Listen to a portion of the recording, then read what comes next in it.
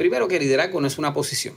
Normalmente en la industria internacional, la industria profesional, de hecho en la industria de emprendimiento también, se piensa que el líder o liderazgo o liderar tiene que ver mucho con las posiciones que tenga la persona. En este caso, hoy en día, la modernidad, sea una posición de influencer, sea una posición de CEO, sea una posición profesional gerencial, siempre se confunde o creemos que el sinónimo de liderazgo es una posición gerencial. Y eso primero no lo es. Así que el liderazgo no tiene que ver nada con una posición de ninguna de las índoles que acabo de mencionar. Número 2, liderazgo no es un estatus social. Normalmente la gente se equivoca en que el líder es el que tiene el estatus social o la voz pública para mencionar el liderazgo. En este caso el gobernador o la gente que tiene mucha exposición pública. Y esos son los líderes que nos siguen. No necesariamente. Tienen posiciones, tienen estatus social, pero no necesariamente los define como líderes. Esto es Gana tu Día, el podcast. El lugar correcto para adquirir tu dosis semanal de estrategia de formación de hábitos en las áreas más importantes de tu vida. Para que todas las noches, cuando llegues a tu cama, puedas decir: hoy yo gané mi día. Bienvenidas y bienvenidos a Gana tu Día, el podcast. Este es el lugar donde aprenderás a cómo desarrollar los hábitos que te ayudarán a tomar el control de tu vida. Para que todas las noches, cuando vayas a tu cama, puedas decir: hoy yo gané mi día. Soy Carlos Figueroa, fundador de Gana tu Día. Llevo años estudiando acerca de cómo establecer metas, formar hábitos y crear una visión clara para tu vida. Y mi visión con este movimiento Gana tu Día es que voy a impactar la vida de 100,000 personas, ayudándoles a entender que tu vida no está hecha de golpes de suerte, sino de esos pequeños hábitos que tú haces diariamente. Cada vez que tú vienes a Gana tu Día al podcast, hay 3 cosas que tú vas a encontrar. Número 1, vas a saber de qué se trata este movimiento. Número 2, vas a llevarte estrategias que tú puedes salir de aquí a implementar en tu vida para que tú también ganes tu día. Y número 3, yo entrevisto a personas que diariamente se levantan a hacer algo que aman, que viven su pasión y que hacen el mundo mejor. Entonces sabes que nos puedes escuchar a través de tu plataforma de podcast favorita, ya sea Apple, Podcast, Spotify. Nos puedes ver en el canal de YouTube. Y también los lunes y los miércoles a las 7 de la noche nos puedes ver a través de Liberty Canal 85. Toda esta información la consigues a través de ganatudia.com.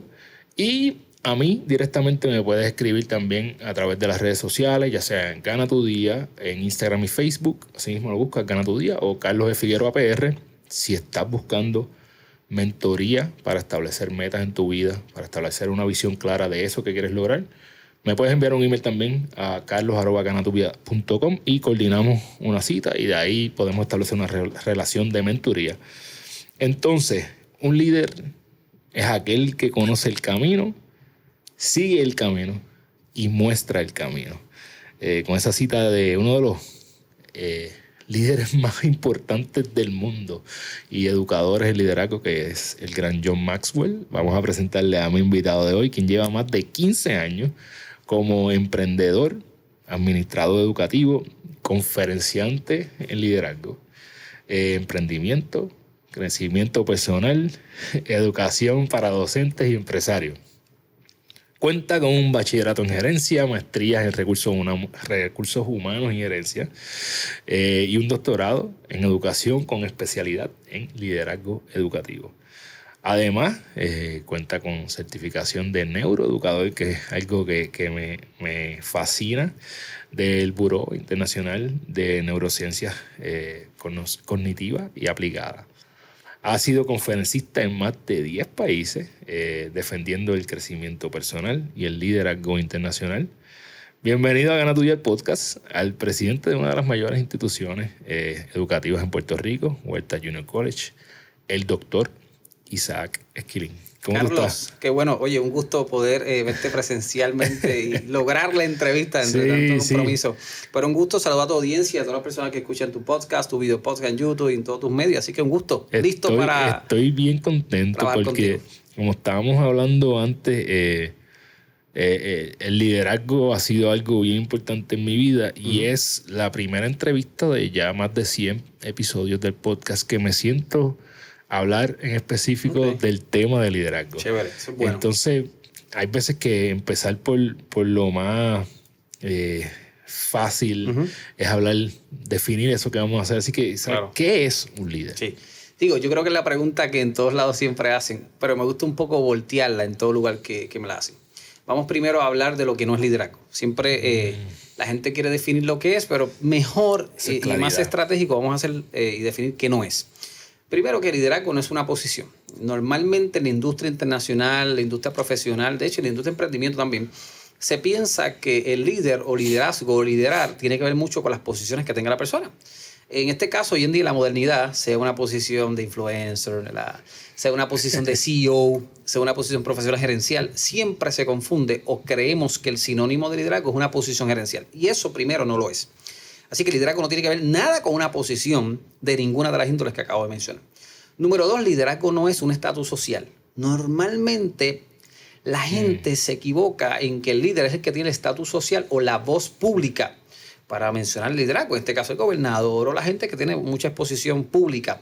Y esos son los líderes que nos siguen. No necesariamente. Tienen posiciones, tienen estatus social, pero no necesariamente los define como líderes. Y tercero, liderazgo no tiene que ver con poder y autoridad. La gente siempre ha pensado en la historia del mundo que los líderes son los que tienen el poder y autoridad, particularmente económica. Y de cierta manera hay una influencia sobre eso, pero no se define como liderazgo. Y en la historia, esos tres conceptos siempre se han definido como liderazgo. Siempre, todos ellos. Siempre. Pues mira, liderazgo es una posición, de alguna manera. Liderazgo tiene que ver con estatus social o liderazgo tiene que ver con poder y autoridad. Y no más lejos de la verdad. O sea, ninguna de esas es liderazgo. De hecho, toda en nuestra vida, algún día tuvimos un jefe o un supervisor que hoy todavía los recuerdas, pero no con memorias agradables, sino con memorias muy, muy destructoras. Y tenía la posición, tenía tal vez los estudios, tenía todas las características, pero no necesariamente era un líder. ¿Okay? Así que por eso siempre me gusta definir lo que no es liderazgo. Igualmente hay unos mitos muy complicados que vienen desde la historia o desde la definición del concepto. Y es que los mitos se establecieron desde las primeras teorías. En el tiempo moderno todavía existen, pero en la antigüedad se decía que el líder era el que tenía algunas características cognitivas o psicológicas, de hecho físicas, para liderar. Por ejemplo, los líderes eran los extrovertidos. Así que el introvertido no tiene ninguna posibilidad o ninguna suerte para que le llamen líder.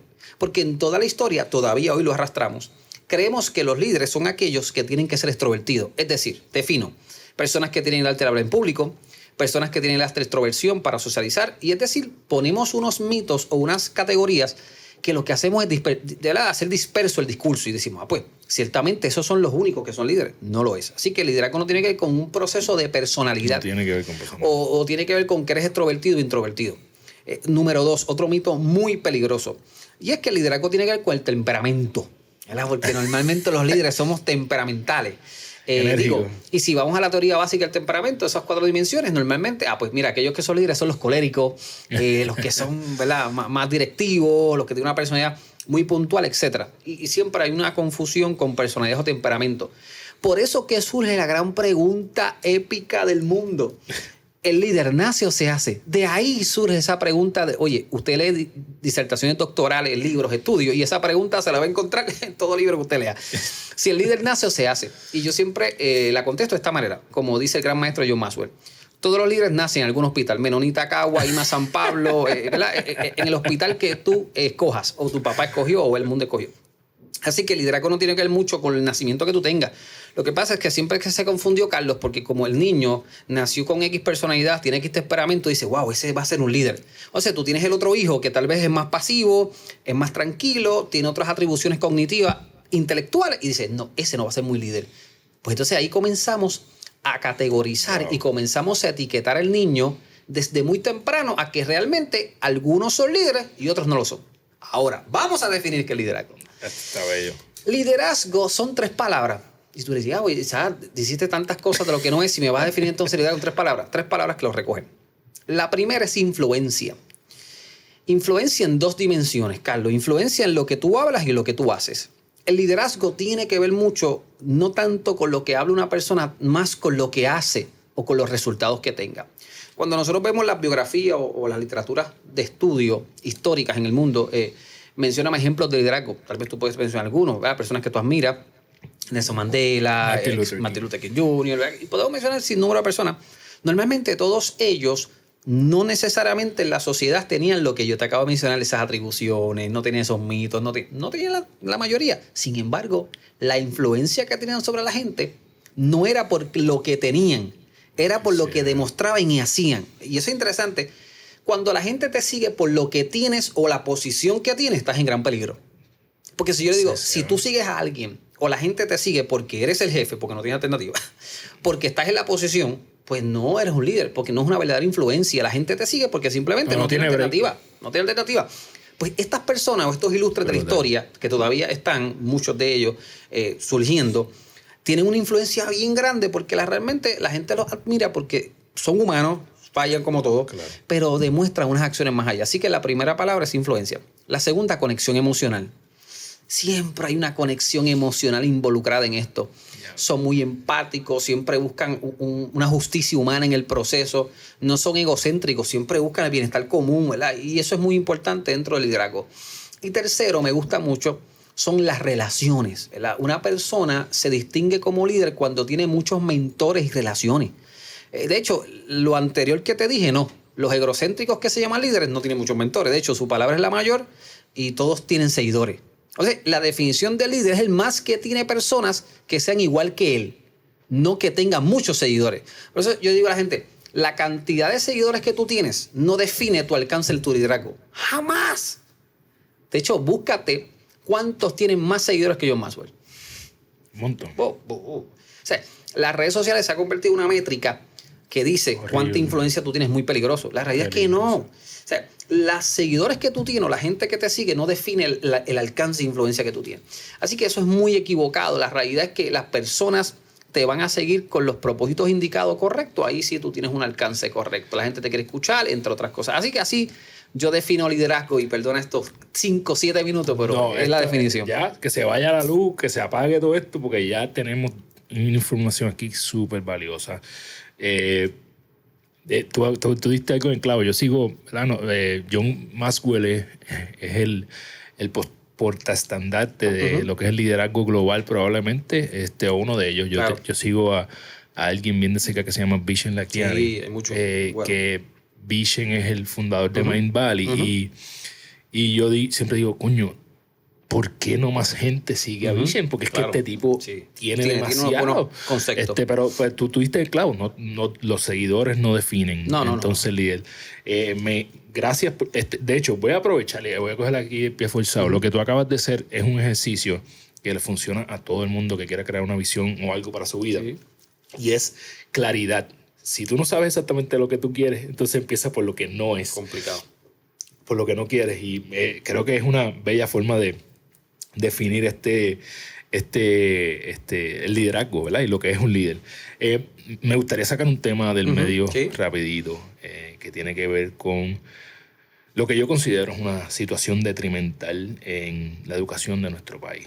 Lo primero, ¿verdad?, es que hay un cierre de escuelas en lugar de aumentar los foros educativos, estamos reduciendo, lo cual me parece que es peligroso para nuestra sociedad.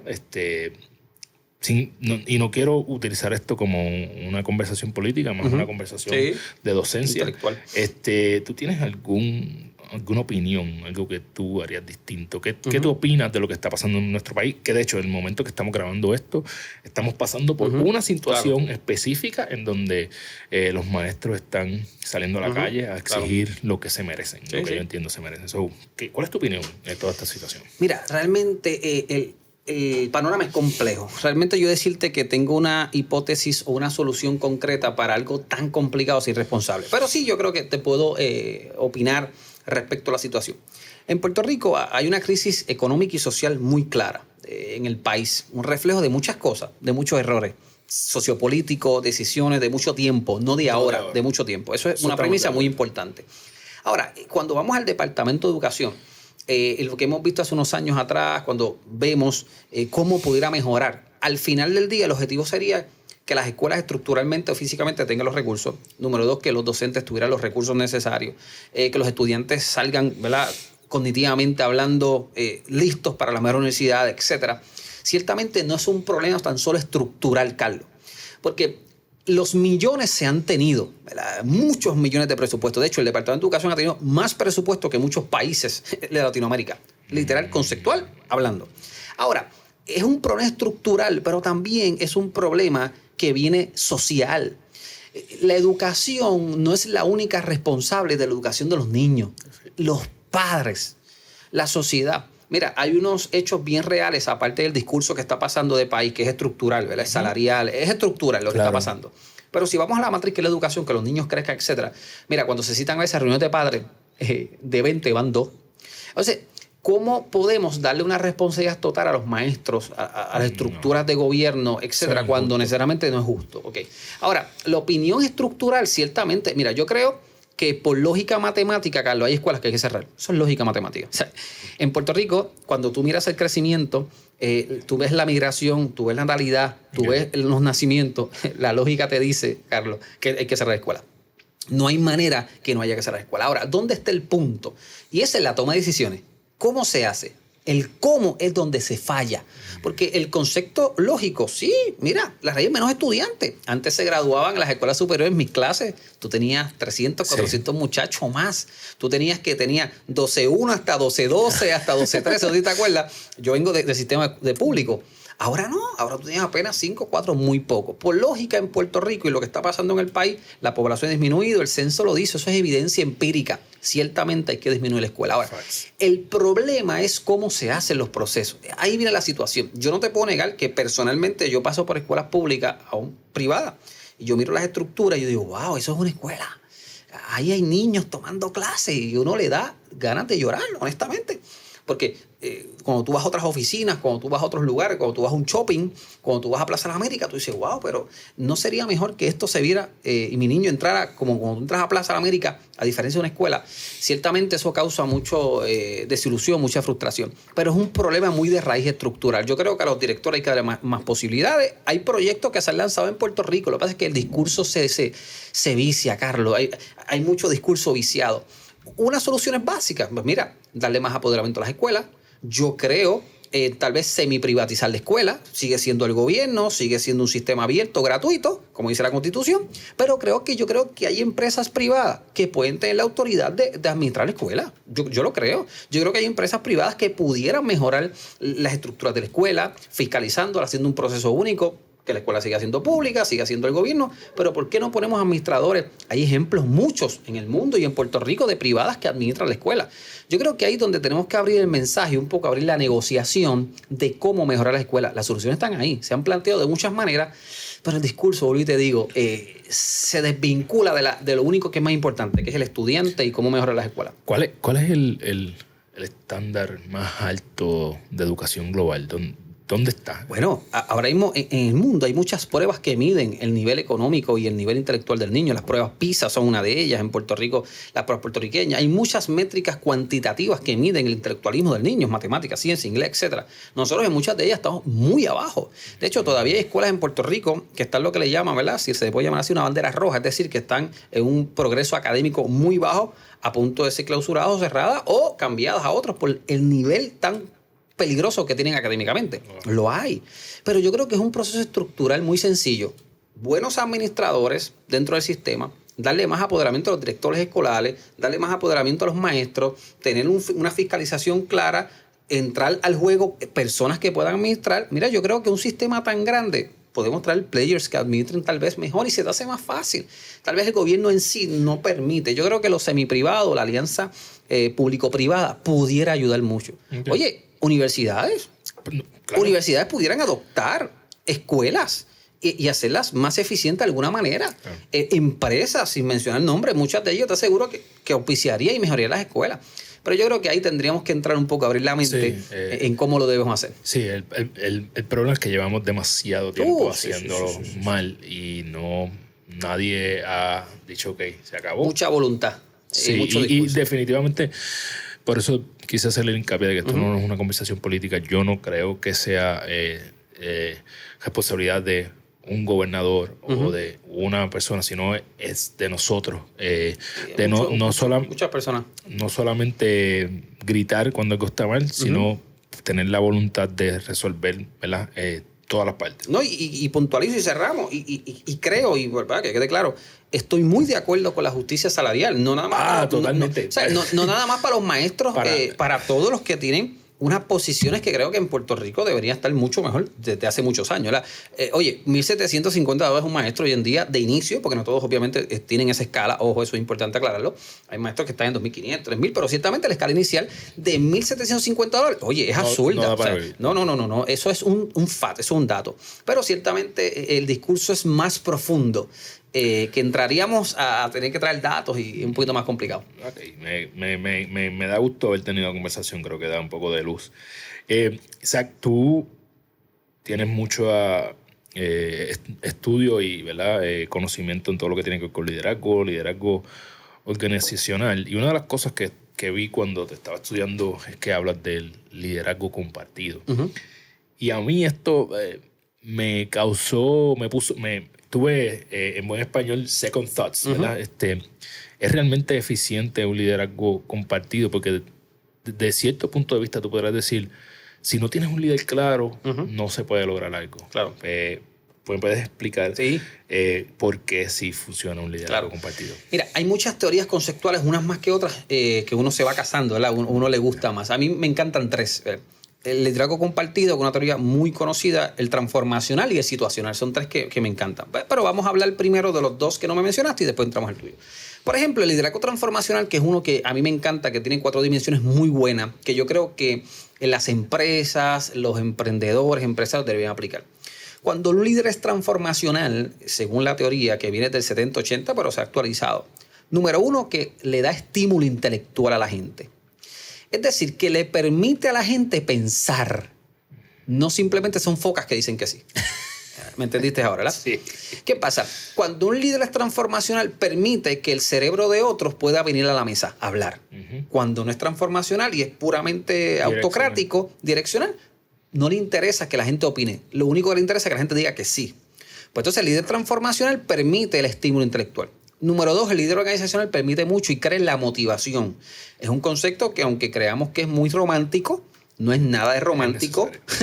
Es científico y está muy estudiado, que la motivación es necesaria y vital para el ser humano. Necesitamos estar motivados, necesitamos estímulos externos e internos para motivarnos. Número 3, el líder transformacional maneja mucho el concepto de la inspiración del individuo, es decir, pone el talento a lo que le gusta y sabe hacer. La pasión, sabe mucho direccionar a las personas dónde van. Antes de entrar a un puesto, no miran necesariamente su resumen, sino que miran sus atribuciones personales. Te gusta, te apasiona, te encanta. No hay mayor productividad, Carlos. No hay mayor productividad, gente. No hay mayor que una persona que está haciendo algo que le gusta, le encanta, le apasiona y está dirigido en eso. No hay. O sea, de hecho, tienes otras que son muy intelectuales, muy preparadas en resumen, pero odian lo que hacen. La productividad baja. Eso es muy básico y está estudiado. Y lo último del liderazgo transformacional, para entrar al que me preguntaste, es el evento donde el líder sabe manejar información compleja y hace que la persona sea creativa e innovadora. El concepto de creatividad e innovación. Así que el liderazgo transformacional maneja esas 4 dimensiones muy buenas, muy profundas, y tiene consideración individualizada con la gente, sabe manejar individualmente con la gente, etc. Ahora, entramos al situacional. Es que el líder no necesariamente tiene un estilo de liderazgo, porque eso es otro mito. Que la gente dice, ok, tú tienes que tener un estilo de liderazgo. No, eso es un gran mito. Tú tienes unas tendencias por tu personalidad y temperamento obvias, pero tú tienes que lograr como líder ser situacional. Maleable. Sí, tienes que serlo. Porque va a llegar momentos que tienes que ser líder gerencial. Oye, que tienes que apretar. Sí. Va a llegar momentos que tienes que inspirar. Va a llegar momentos que a otros tienes que empujarlo, a otros tienes que dejarlo. Ese liderazgo situacional es muy importante. Somos diferentes todos. Total. Y la motivación. Porque el liderazgo, recuerda que maneja personas, maneja cerebros, maneja emociones. Y vamos al tuyo, que es el controversial, que es el famoso liderazgo compartido. De hecho, que en la literatura es bien controversial. Porque es el líder que logra de alguna manera, no es flexible, como le llaman, no tiene un nivel de flexibilidad que da todo su liderazgo, no, sino que comparte atribuciones en liderazgo. ¿Por qué yo creo mucho en ese? Porque yo creo que cuando tú lideras un equipo, Carlos, tú tienes personas que están en tu nivel, hasta tal vez más que tú, y están en un desarrollo muy fuerte de liderazgo. Que si tú no le das la oportunidad de desarrollar su liderazgo, y ciertamente él tiene que entender quién es el líder, pero al final que tiene la visión, Pero si tú no le das autoridad o compartes, ¿verdad? De tu autoridad le compartes siendo sabio, la persona se va a estancar y se te va a ir. Y entonces el problema es que vas a tener como líder solamente seguidores y eso es muy peligroso. O sea, tú no puedes, un líder no lidera seguidores, un líder lidera líderes. O sea, eso es lo que la gente no entiende. El liderazgo, o sea, el nivel de liderazgo de una persona, el más básico, eso está en la literatura, el más básico es cuando lidera seguidores. Eso, tú entras a niveles de básico en el liderazgo. Si vamos a ponerle el nivel básico. Nivel intermedio es cuando tú vas desarrollando los talentos de ese seguidor. Pero el nivel más alto de liderazgo es cuando tú lideras líderes. Esos son otros 20 pesos. O sea, tú estás liderando gente igual que tú, que te está siguiendo, que controversian contigo, que tienen debate contigo intelectual. No es lo mismo liderar seguidores que liderar líderes. Y eso es una diferencia. Por eso que el liderazgo compartido tenemos que aprender un momento de nuestra vida empresarial a tenerlo. Traer a la mesa líderes también. Y no tener miedo que difiera, no, que me quiten el liderazgo. Mira, si al final del día, yo que tengo la experiencia, Dios me dio el privilegio de ser presidente de Huertas College, una institución que lleva 76 años en el país, que ha sido, transformadora en la región de Cabo de una manera impresionante. Yo tengo el nombre de presidente, pero realmente yo no tengo que usarlo, porque ya lo tengo por default. O sea, yo no tengo que decir, yo soy el presidente. Hay momentos que si las conversaciones se ponen tiesas, pues hay que recordar a la gente de cuando, mira, soy el presidente. Tengo, no el nombre, tengo la responsabilidad de rol, que es muy distinto. Pero cuando yo le permito a mi equipo compartir el liderazgo, es decir, que opinen, que se empoderen de sus tareas, no ser micromanagement, es decir, no estar pendiente a cada vez que vas al baño y cuánto te tardaste, sino que estar pendiente al resultado que me das, ahí viene. De hecho, yo creo que la presión más grande, honestamente, Carlos, que uno puede tener en la vida es un líder que te exija resultados. Esa es la presión más grande. Es más, yo prefiero a alguien, normalmente la gente escogería a alguien que esté pendiente que vaya al baño. Porque la persona que tiene un líder que está pendiente a los resultados, eso sí que es una presión heavy. Porque no está pendiente a las cosas medianas. No importa lo que tú hagas, dame resultados. Y dame resultados a tal fecha, porque eso sí que es demostración de intelecto, demostración de gestión verdadera. Así que el liderazgo compartido, he creído en él. Porque eso me permite, Carlos, poder liderar líderes. Y eso me ha permitido en este corto tiempo aprender a liderar líderes. Y que líderes quizás que están más altos que yo aún respeten a uno, ¿ves? Porque hay que escucharlo, ¿ves? Porque él tiene la apertura de liderar líderes. Pero cuando tú te quedas liderando seguidores es muy complicado llegar a ese nivel. De hecho, ¿cuántos años tú tienes? Casi 40. Esa es mi respuesta. Casi 40. Esa es mi respuesta. Después la hablamos fuera de la cámara. Tú eres un chamaquito. Es la realidad. Y esto es algo que lo digo con mucho respeto. Tranquilo, no somos contemporáneos. Sí, no yo tengo 39 años. Y yo creo que tú tienes una posición en una institución que no es común tener a alguien. Sí, claro, es real. Que no quiere decir que no tengas lo pero para todas hay edades. Es la realidad. Y yo creo que eso es algo que es un gran beneficio para ti con un gran reto, ¿verdad? Porque vas a tener gente, esos líderes que tú vas a liderar, que a lo mejor tienen más experiencia que tú. Y un líder confía en mí, en este caso una líder. Como alguien tuvo que confiar en ti. Exacto. Por eso que la capacidad de tú llegar a niveles altos y quitarte la arrogancia, la soberbia, esa capa, y ponerte la capa de compartir el liderazgo con otro, es una capacidad que yo la vi en otra persona que me dio la confianza para poder tener la posición, la junta de directores y el proceso que uno tuvo, y la persona que sí me dio esa confianza de poder dirigir la institución. Así que de esa manera siempre vas a necesitar aprender a liderar líderes, porque si no vas a llegar. Qué bueno. Voy a ir ahora, fuimos de una conversación magnífica en detalle, más técnica. Quiero ir a la arroyo habichuela. Claro. Vamos a decir que te conozco hoy, que tú me conoces a mí hoy, nos conocimos hoy. Yo soy una persona con un trabajo regular y yo te pregunto, Isaac, yo quiero ser un líder. ¿Qué tengo que hacer? ¿Qué tú le dirías a esa persona? Es que ya lo eres. Mira el problema. Mira el problema que la sociedad se ha creído. El problema de la sociedad es que no entienden que desde que tú naces, tú tienes un ADN de liderazgo en nacimiento. Sea lo que tú creas que fue el mono, Dios, eso no es discusión. Desde que tú naces, tú tienes el ADN, las características genéticas, las características físicas, intelectuales, de todo, hablando hasta, oye, científicamente, para ser un líder. Pero la sociedad nos ha vendido por los conceptos que, ¿qué pasa? Que cuando tú te desarrolles, alguien te va a decir si eres un líder porque te pone en una posición, si tu personalidad te lo permite y todo. Por eso que te empecé la entrevista matando todos esos mitos. Si una persona se me acerca y me dice, quiero ser un líder, empiezo por la premisa, vamos a romper primero todos los mitos que están en tu cabeza. Ya eres un líder. El detalle es que la decisión de crecer en ese liderazgo está primero en abrir tu conciencia, despertarla. ¡Pum! Oh, espérate, que yo soy. Sí. ¿Y por qué lo soy? Es que yo no tengo una posición, es que eso no es. Ay, espérate, es que yo no tengo Facebook, es que eso no es. Ah, espérate, es que gente no me sigue, es que eso no es. Es que el liderazgo tiene que ver con la capacidad de influencia sobre otros. ¿Tú tienes influencia sobre alguien? Sí. ¿Quién es la primera persona? Tú mismo. Pues es que el liderazgo está el ADN ya está ahí. Primero es despertar conciencia, que ya lo eres. Segundo, es entender que hay un proceso de desarrollo y el que va a permitir que tu liderazgo crezca a un nivel bajo, medio, alto, depende de quién.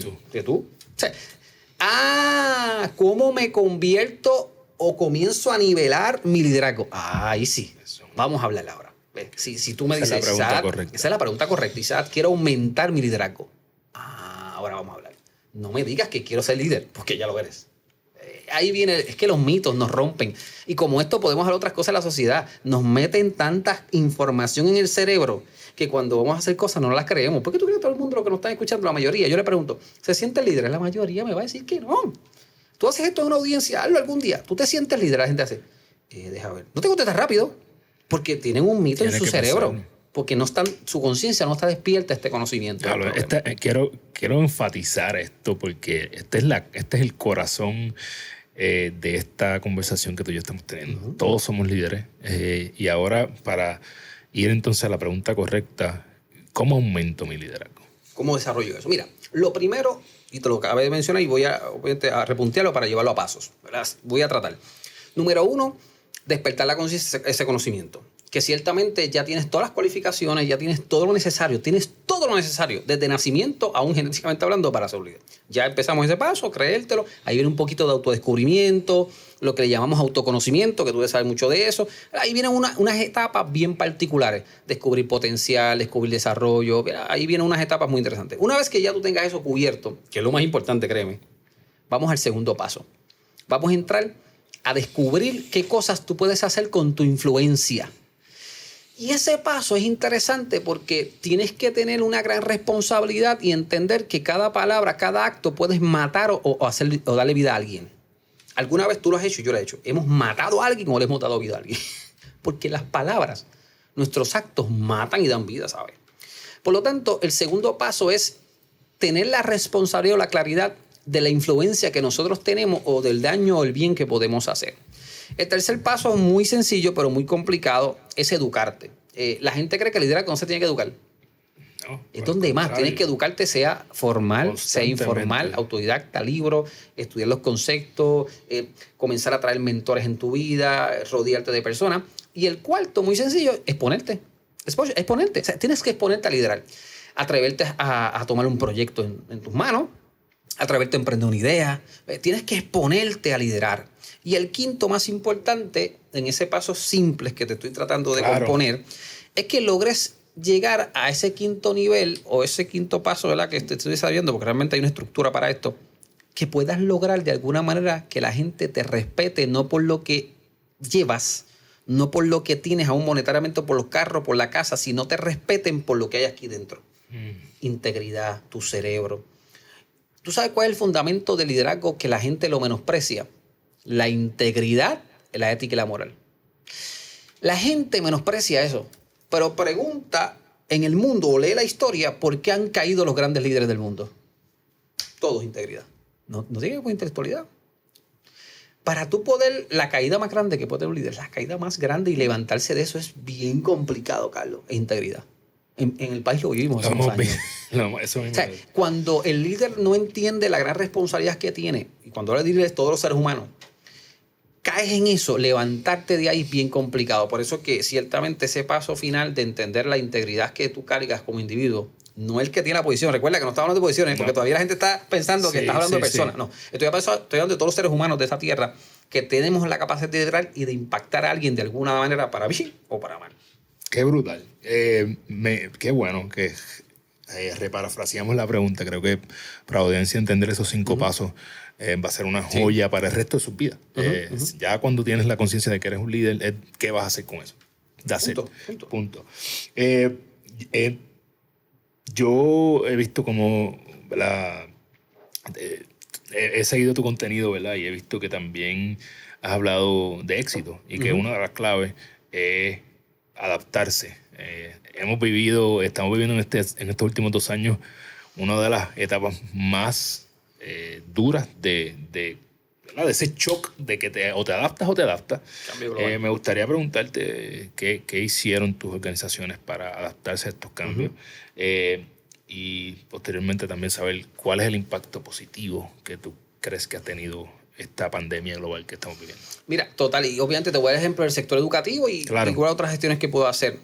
Yo creo que las universidades en el país, todas, hemos tenido que detenernos y decir, wow, si tuvimos que hacer tantos cambios drásticos en tan poco tiempo, eso es que no estábamos adelante.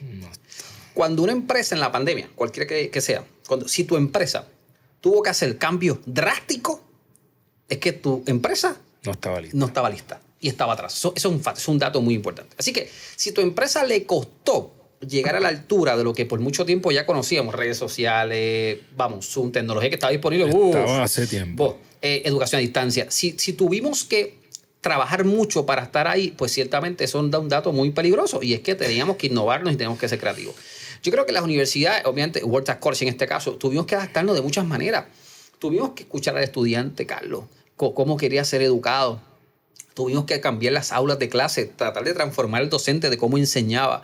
Tuvimos que cambiar estructuras, aún de equipos tecnológicos, estructuras físicas, cómo transformar los laboratorios. Es decir, la educación hoy, si no entiende que tiene que ser transformada, va a ser muy complicado. ¿Por qué? Siendo bien transparente, esto es un discurso que lo hablo constantemente.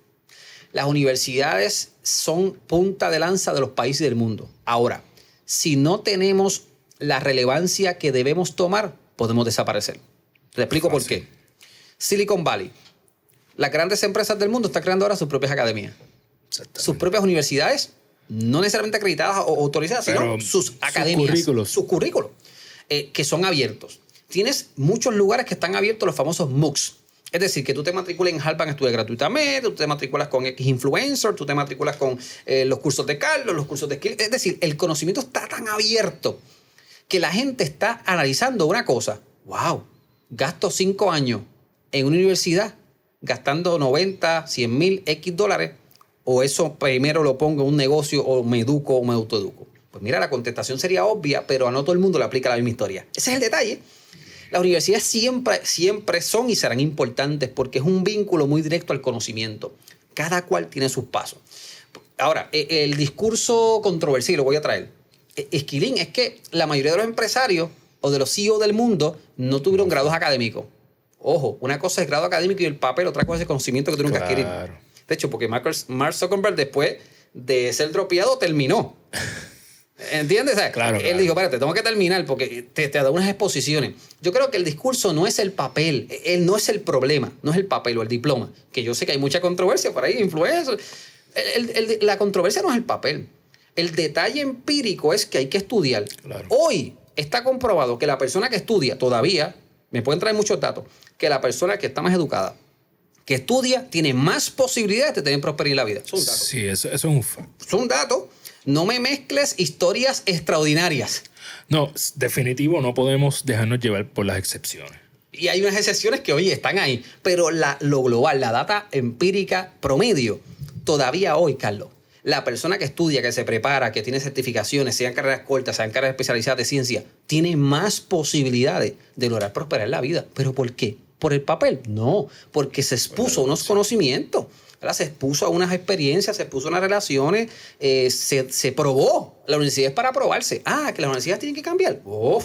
Para mí es ofensivo que una persona esté 5 años estudiando un bachillerato de negocio y no sepa hacer una empresa. Para mí es ofensivo. Para mí es ofensivo que tú tengas un muchacho por 5 años y al menos no le desarrolles un incubador de negocio. Eso es ofensivo. Hay cosas que la universidad, ciertamente, yo soy muy puntual con todos los colegas presidentes del país, tenemos que cambiar muchas cosas en los currículos.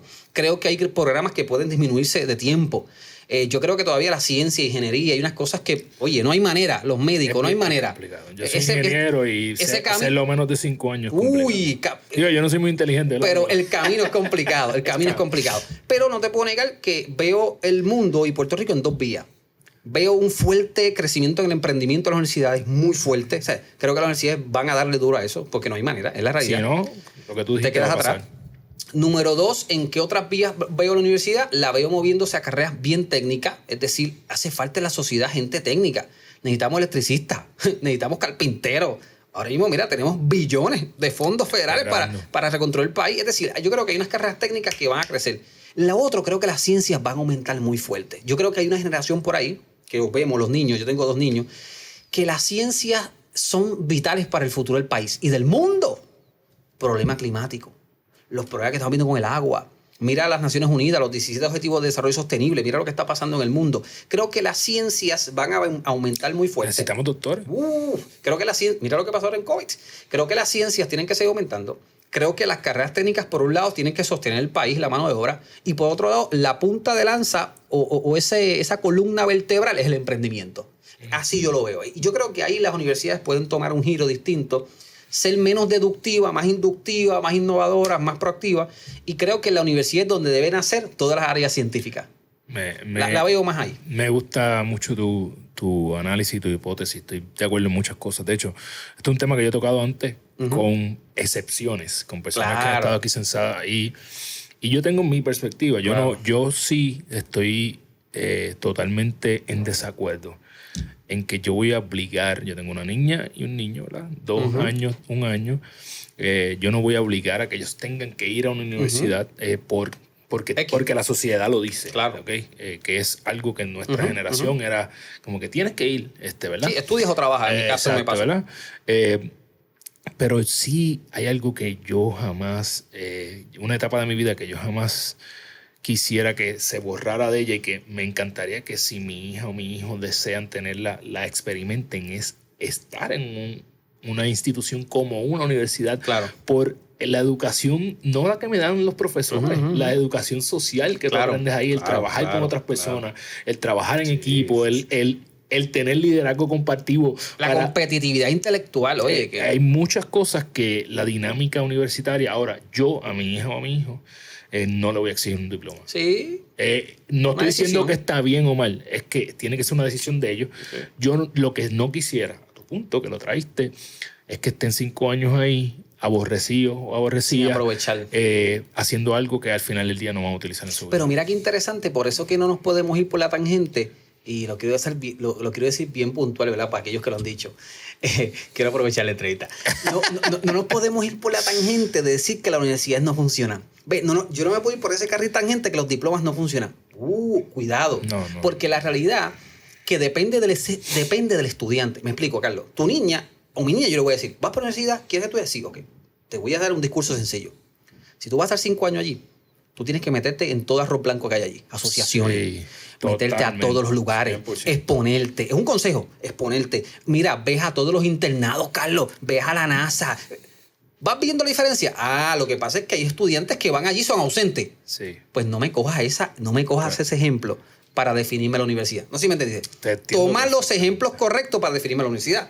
Entonces, no le tiremos charco a la universidad. Que las universidades tienen que mejorar el país. Pero si en todo lugar, los sistemas, no nada más universitarios, los sistemas de todo el mundo deben mejorar. Pero yo creo que el discurso de demonizar la universidad es muy peligroso, Carlos. Muy peligroso. Porque creo que esta generación nueva de influencers o de personas que son las excepciones, que han logrado tener sus empresas, que son colegas, que han logrado destacar más allá y se dropearon. Claro. Oye, gloria a Dios, qué bueno.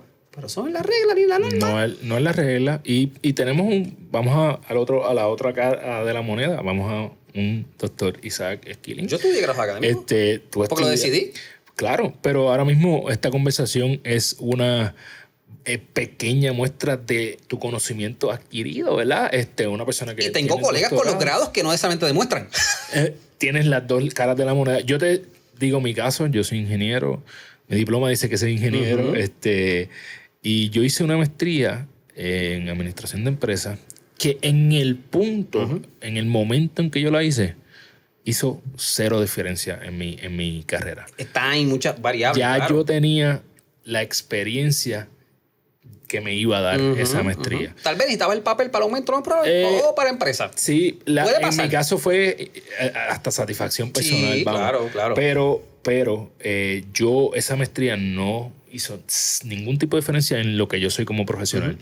Si la hubiese a lo mejor hecho más al principio de mi carrera, esos son otros 20 pesos. Pero me gusta el poder tener el debate. Y el último debate, para cerrar, es que es el del... Te toca la fibra. Me toca la fibra porque, hoy te digo, yo estoy en la posición de que entiendo su discurso, pero hay que tener mucho cuidado de demonizar la universidad.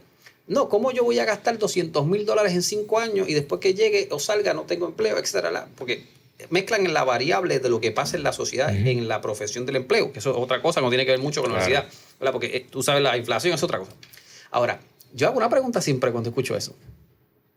¿Y cuánto valor tú le das al conocimiento? ¿Cuánto cuesta un libro? O sea, ¿cuánto cuesta 5 años siendo educado?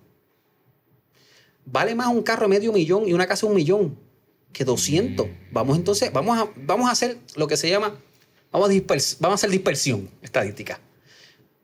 ¿Qué tú prefieres? ¿Pagar $200,000 por un grado o pagar $500,000 una casa? ¿Qué tú prefieres? ¿$200,000 un grado o pagarle $1 millón? O sea, si se ve muy grande diferencia, no, inviértelos en cripto. Ojo.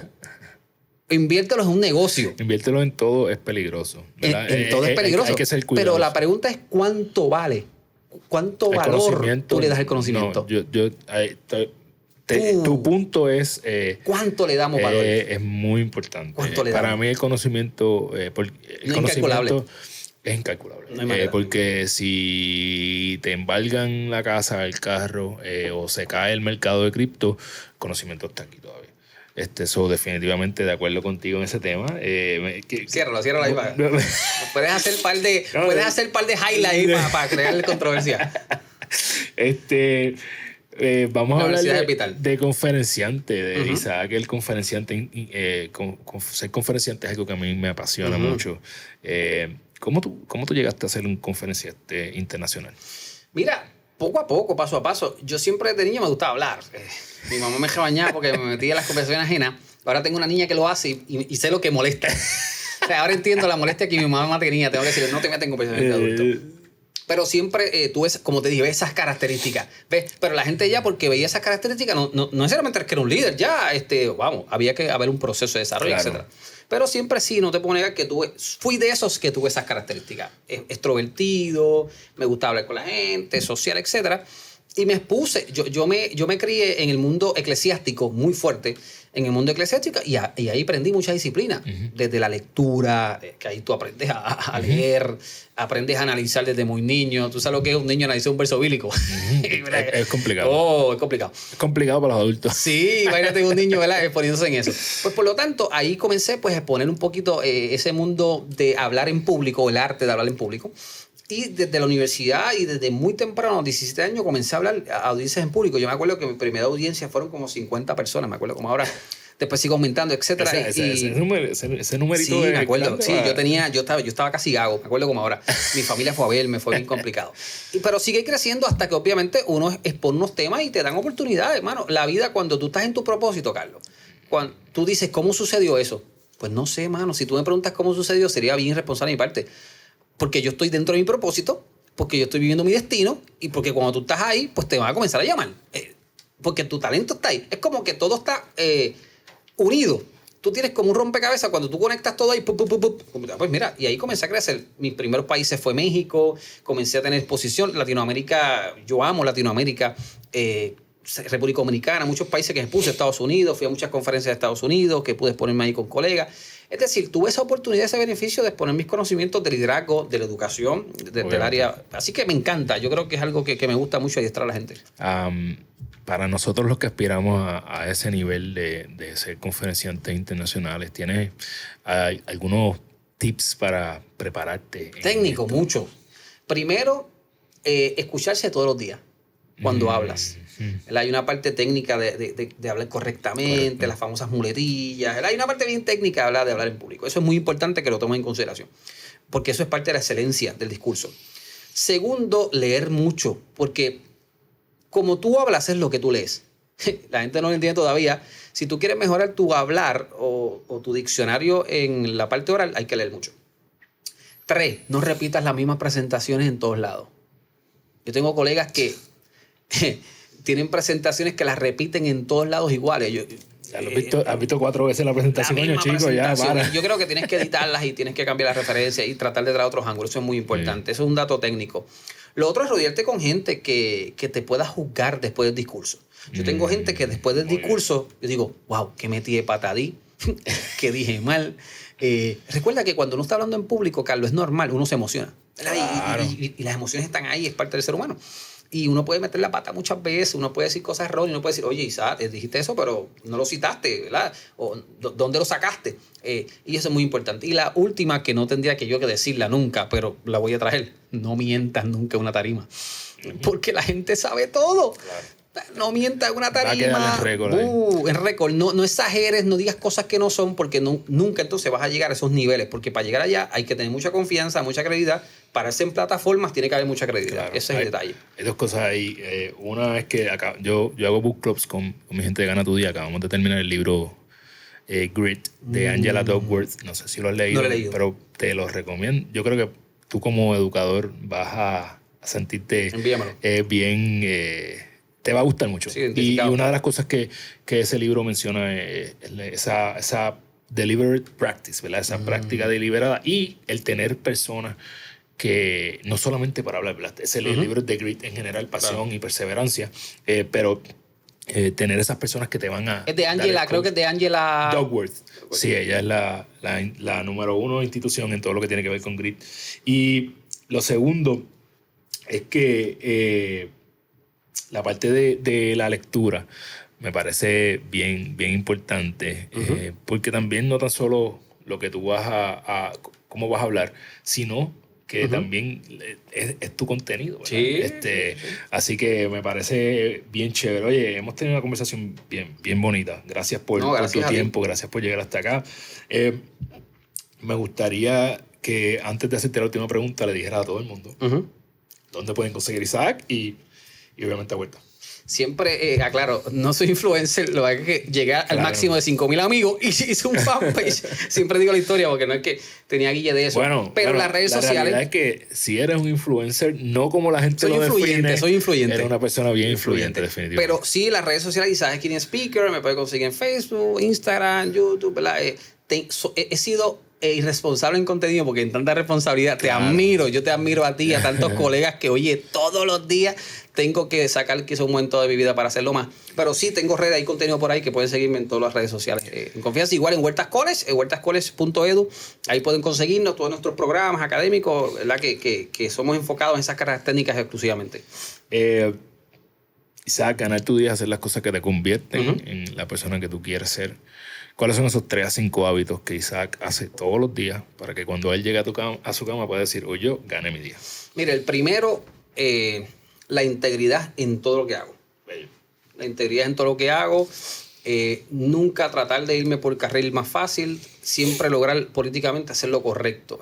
Aun cuando el momento sea complicado, la verdad de frente, la integridad, mano. Eso es algo que es muy importante.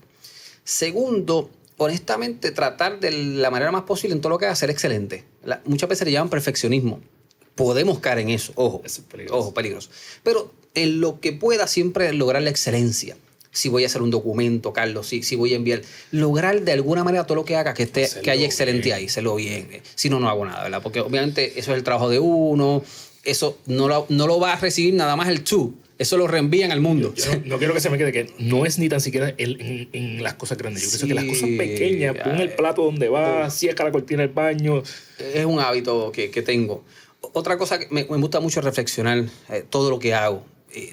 Reflexiono en todo lo que hago. Soy un poquito, tal vez, me autoflagelo de alguna manera, no mal, ¿verdad? En el concepto etimológico, pero sí tratar de, oye, lo que hago, me juzgo, oye, esto fue mal dirigido.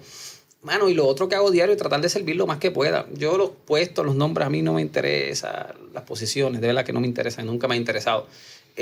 lo que me interesa es que servir a la gente, mano. Servir a la gente, que la gente, que mis talentos puedan servir a algo o a algo en el país. Y eso me apasiona todos los días. Y trato, ¿verdad?, muchas cosas más, aparte de leer, ¿verdad? Que yo creo que eso es parte de uno. Leer, estudiar, investigar mucho. Creo que la gente tiene que aprender a investigar. No seguir necesariamente lo que dijo el rotativo del país. Sí. Tener pensamiento crítico. Es la palabra. Yo creo que ahí es algo que trato de inculcar a la gente. Investiga, ve más allá, piensa más allá, y ahí están las soluciones. Y trato de no procrastinar proyectos. Tengo muchos roles, muchos sombreros a veces, pero tratar de no procrastinar. Eso es muy peligroso. Tratar de ponerle fecha a las cosas. Yo creo mucho, una de mis palabras favoritas, mi gente lo sabe, ¿verdad? Mi equipo, los timelines. Yo amo project manager, claro, el project. O sea, yo trato de que los timelines siempre estén al día, por dónde voy, el nivel de poder. Trato de medir todo. Eso me ayuda. Lo que no se mide no se mejora, punto. Me ayuda. Pero más o menos ahí, de manera general, algunos hábitos que me gusta tener. Y al final disfrutarme lo que hago, ser feliz, mano, disfrutarme lo que hago. El día que no me disfrute lo que hago, de verdad que no importa cuánto ganes o menos ganes, es que uno se disfrute lo que haga. El dinero no lo es todo, mi gente, no lo es todo. Ayuda, no es que el dinero, como dicen por ahí, no da felicidad. El dinero te puede dar muchos atributos de felicidad, pero no lo es todo. No, definitivo. Wow. Isaac, gracias. No, gracias por tu tiempo.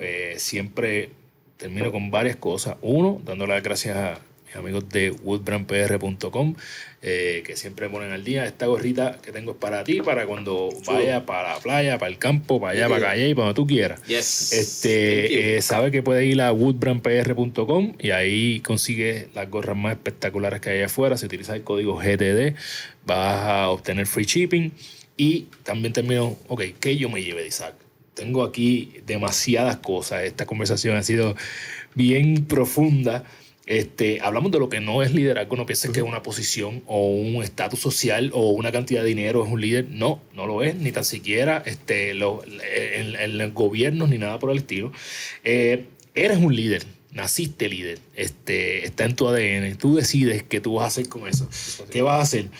Vas a utilizarlo, ¿verdad?, para matar o para crear vida. Y cuando hablamos de matar, no el verbo de que vas a dispararle a alguien, sino para hacer crecer a alguien o para destruir a alguien. Así que es bien importante que identifiques cuál es tu propósito y que lo utilices adecuadamente. Si tú eres una persona que quiere crecer tu liderazgo, tienes que creértelo, el paso número 1, ¿verdad? Despertar esa conciencia de que lo eres.